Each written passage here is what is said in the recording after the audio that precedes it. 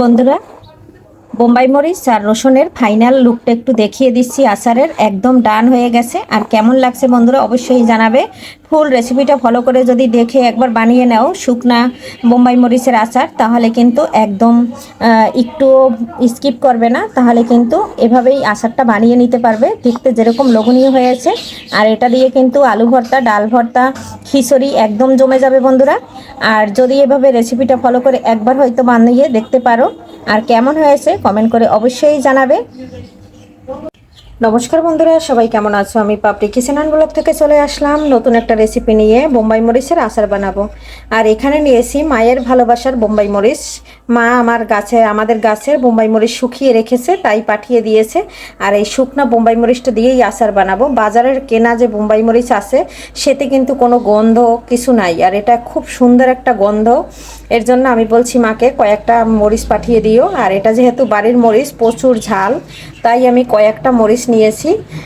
চারটা আর চারটা আটটা 10টা মরিচ নিয়েছি। 10টা মরিচ দিয়ে আচারটা বানাবো। তবে মরিচটা কিন্তু আমি মাঝখান থেকে 4 টুকরা করে দেব। তাহলে যখন আমি ভর্তা খাবো, ভর্তায় আমি এক এক টুকরা নিয়ে তখন কিন্তু ভর্তাটা রেডি করে নেব। আর এখানে নিয়েছি 100 গ্রামের মতো 200 গ্রামের মতো রসুন, আর নিয়েছি 4টা শুকনো মরিচ, আর নিয়েছি একটা আম কুচি করে। আর এদিকে নিয়েছি 5 ফোড়ন ভেজে, এটা সামান্য পরিমাণ একটু দেব। এখানে নিয়েছি দেশি 2টা রসুন, আর নিয়েছি একটু সরিষা, এটা আমি এখন পাটায় বেটে নেব। তবে আগে আমি 5 ফোড়নটা পাটায় বেটে গুঁড়ো করে নেব। দেখো বন্ধুরা, কত সুন্দর পাটায় আমি একদম করে নিয়েছি। আদা বাটা কিন্তু করে নিয়েছি, একদম মিহি বাটা করি নাই, তাহলে কিন্তু এই মশলাটা খেতে ভালো লাগে না। এখন আমি তুলে নিচ্ছি। দেখো বন্ধুরা, তুলে নিয়েছি। দেখো বন্ধুরা, রসুনটা আর সরিষাটা আমি পাটায় বেটে নেব। দেখো বন্ধুরা, সরিষাটা কিন্তু একদম বাটা হয়ে গেছে। যেহেতু আমি হাত দিয়ে ক্যামেরা করে মোবাইলটা ধরে ভিডিওটা করি, এর জন্য সম্পূর্ণ দেখাতে পারি না। দেখো, সরিষা আর রসুনটা কিন্তু খুব সুন্দর করে বেটে নিয়েছি। আচার বানানোর জন্য মশলাটা বেটে নিয়েছি, আর কিছুটা চিনি নিয়েছি, আর এই যে গুঁড়িটা করে নিয়েছি। আর এদিকে তো সম্পূর্ণ রেডি হয়ে গেছে আচার বসানোর জন্য। এই যে ফ্রাই প্যান দিয়ে দিয়েছি, চুলাটা ধরিয়ে দিলাম। এখানে দিয়ে দেবো আমি 200 গ্রামের মতো তেল। বেশি দেব না, যেহেতু এটা দিয়ে আমি শুধু ডাল ভর্তা, আলু ভর্তা এগুলান খাবো, তাই 200 গ্রাম তেল দিয়ে দিয়েছি। এখানে কিন্তু একটু জিরা বাটা নিয়েছি আর একটু আদা বাটা নিয়েছি, তাহলে কিন্তু খুব সুন্দর একটা আচার থেকে ফ্লেভার আসবে। তেলটা আমার গরম হয়ে গেছে, শুকনো লঙ্কা দিয়ে দিচ্ছি। দেখো বন্ধুরা, মরিচটা কিন্তু আমার একদম ভাজা হয়ে গেছে। এই পর্যায়ে দিয়ে দেব আমি রসুনগুলো। তবে রসুনগুলো কিন্তু আমি পরিষ্কার করে দিয়ে জল ঝরে নিয়েছি। দেখো বন্ধুরা, রসুনটা কিন্তু আমার একদম ভাজা হয়ে গেছে, আর তেলে কিন্তু প্রচুর ফেনা উঠছে। এই যে দেখো, রসুনটা ভাজা হয়ে গেছে। এ পর্যায়ে দিয়ে দেব বাটা মশলাগুলো। এখানে আমি আদা বাটা, জিরা বাটা, আর যে রসুন আর ধুনগে বেটে নিয়েছি সেটা কিন্তু দিয়ে দিলাম। মশলাটা দিয়ে দিয়েছি। এখন এখানে লবণটা দিয়ে দিচ্ছি। মশলাটা একটু ভাজা ভাজা হলে তারপরে কিন্তু আমি আমটা দিয়ে দেব। আর যেহেতু সরিষার তেল বন্ধুরা, আর এটা কিন্তু উতরে উঠছে, এখানে আমি আমগুলো দিয়ে দিচ্ছি, কারণ আমে তো একটু জাল লাগবে। আমটা কিন্তু কাঁচা পাকা, আর আমটাও কিন্তু ভালোবাসা জড়িয়ে আছে, আমার বাবার বাড়ির থেকে আম আনা। এই যে দেখো, নেড়ে ছেড়ে দিচ্ছি। বন্ধুরা, এখানে দিয়ে দিলাম একটু হলুদ।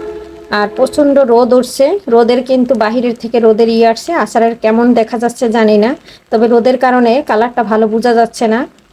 বন্ধুরা, এখানে দিয়ে দিলাম একটু মরিচের গুঁড়া, সুন্দর একটা কালার আসার জন্য।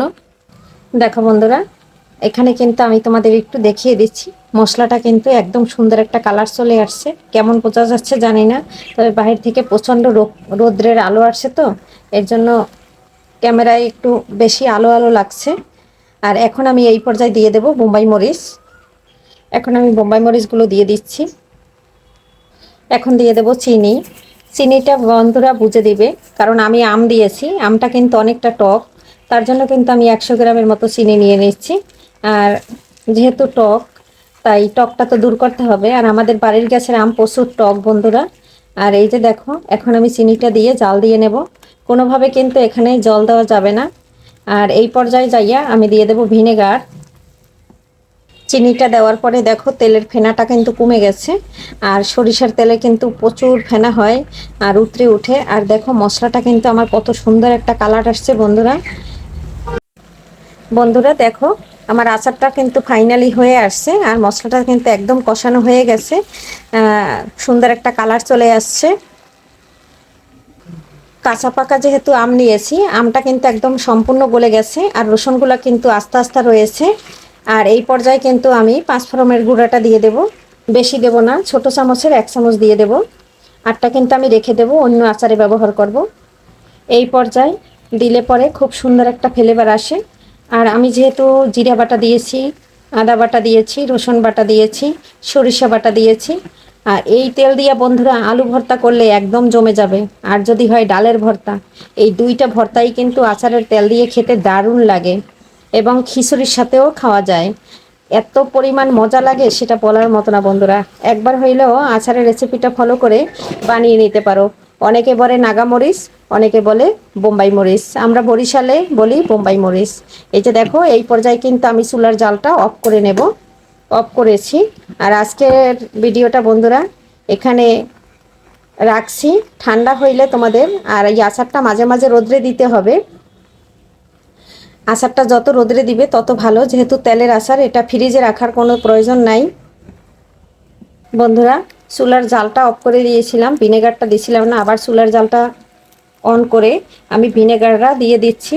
কারণ ভিনেগার দিলে কিন্তু বছর জুড়ে সংরক্ষণ করা যাবে, এবং রোদ্রে মাঝে মাঝে দিলে এটা 2 বছরও রাখা যাবে, তাতেও কিন্তু কোনো নষ্ট হবে না। আর খেতে কিন্তু বন্ধুরা কোনো স্বাদও ডিফারেন্স হবে না। এই যে ভিনেগারটা দিয়ে দিলে পরে কিন্তু আচারটা কিন্তু অনেক দিন পর্যন্ত ভালো থাকে। এখন চুলার জালটা অফ করে দেব। বন্ধুরা আচারটার ফাইনাল লুকটা দেখিয়ে দিচ্ছি, কেমন লাগছে বন্ধুরা অবশ্যই জানাবে। আর এভাবে কিন্তু আচার করলে ভর্তার সাথে আর কিছু প্রয়োজন নেই।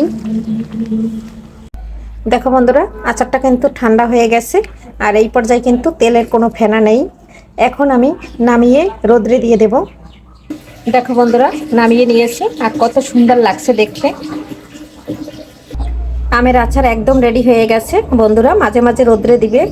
আর আজকে এখানেই বিদায় নিচ্ছি, বাই বাই।